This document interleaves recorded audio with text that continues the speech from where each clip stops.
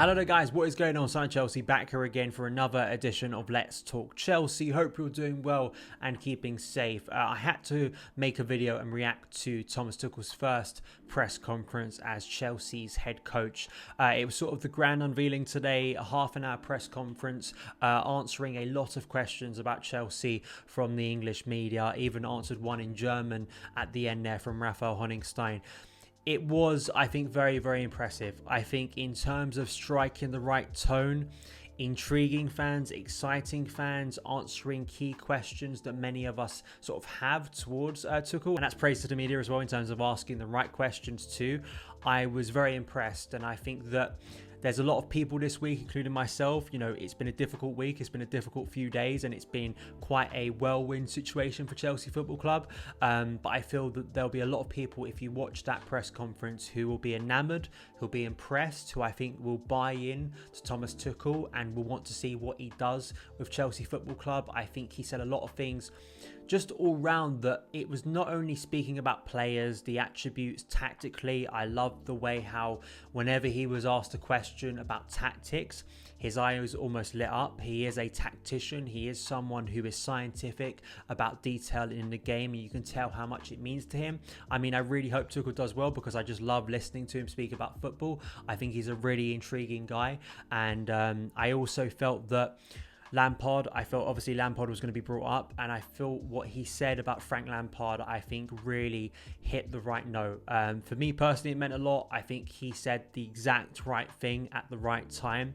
You can argue it's PR, right? He's not going to slag off his predecessor, but it was the extra sort of step he gave in speaking about what Frank Lampard meant to Chelsea Football Club that I think will hopefully go down very well. It went down well with me, but hopefully it goes down well with a lot of Chelsea fans, because that's, I think, what people want to hear. And absolutely assume that it's a big disappointment for the fan base to see that Frank was sacked.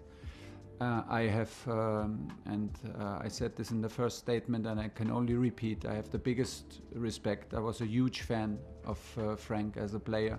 It was a pure joy to watch him play and to see him how he played, with what personality he played.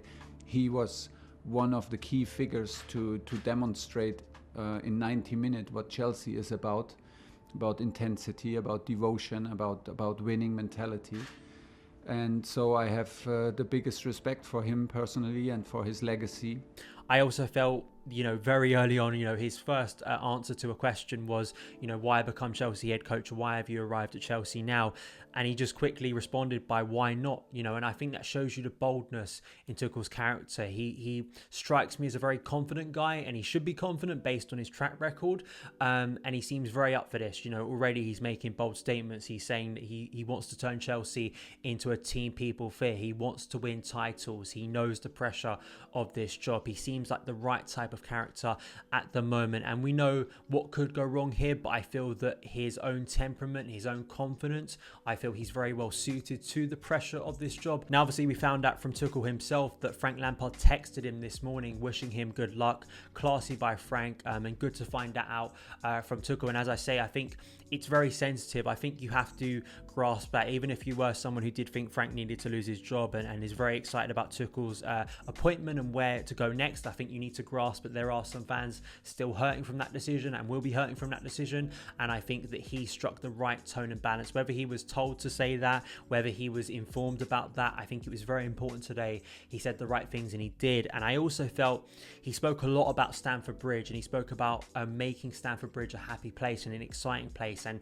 forging a team that fans are excited about, can buy into, can play exciting football, and more importantly win titles for the club again. So once again, that blend of sort of, I think, trying to reach out to the Chelsea fans at the moment, but also talking about the need to win big titles, I think too will please, I think, several sections of the fan base, which at times have felt divided recently. So I felt that was a real positive thing for him to go to. And then I also want to touch on sort of the players he spoke about, because he was asked about N'Golo Kante, Mason Mount and Billy Gilmour. Those are sort of the three key players, and I think he gave three really revealing answers, really direct answers as well, not sort of hiding from the question or evading it, really going into much detail about these players players that I think should give you hope, especially on the front of Mason Mount and Billy Gilmour in terms of youth in this team, that he has absolute trust and wants to give opportunities to young players for Chelsea, just like Lampard did. There is nothing to worry about. I like what I see from Mason so far, from his personality that I get to know now since 3 days is amazing. Such a nice guy, such a competitive guy,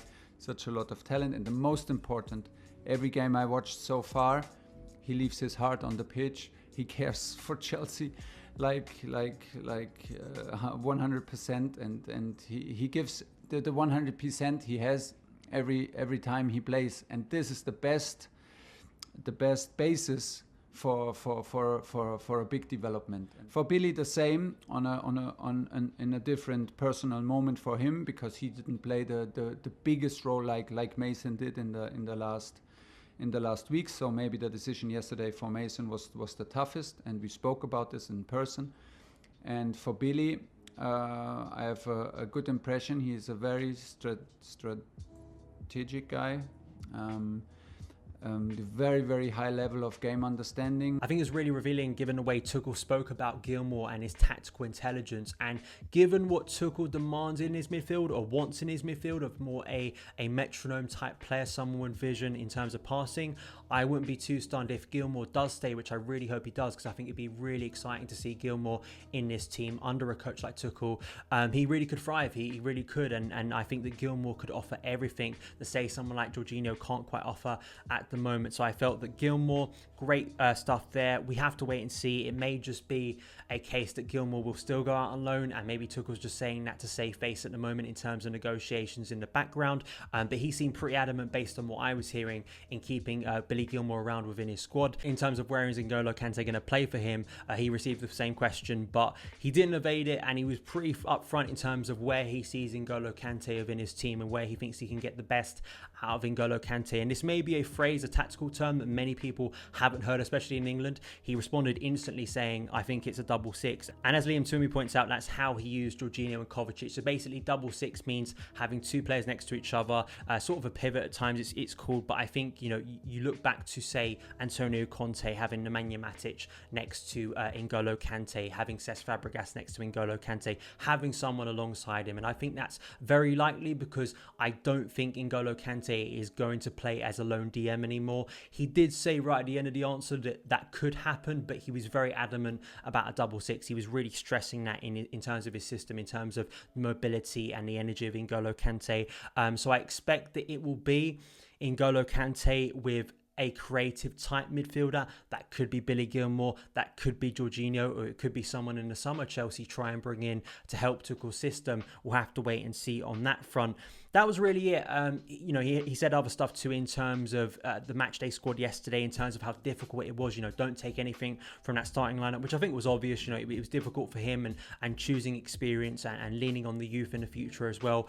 There's going to be so much rotation, and there's going to be so many players who are going to get a chance to impress Thomas Tuchel. But I think that everyone should be bought in now. It's been a very difficult week, I'm sure, for Chelsea fans. Some Chelsea fans who didn't want Lampard to leave, but I think that Tuchel gave the right impression, struck the right tone, said the right things that got me personally excited to see where it goes with him at Stamford Bridge. Let me know your opinions on the press conference in the comments below. Thank you guys so much for taking the time to watch this video. If you did enjoy it, hit that subscribe button and a notification bell so you never miss an upload. Follow me on Twitter at SonOfChelsea, and I'll see you again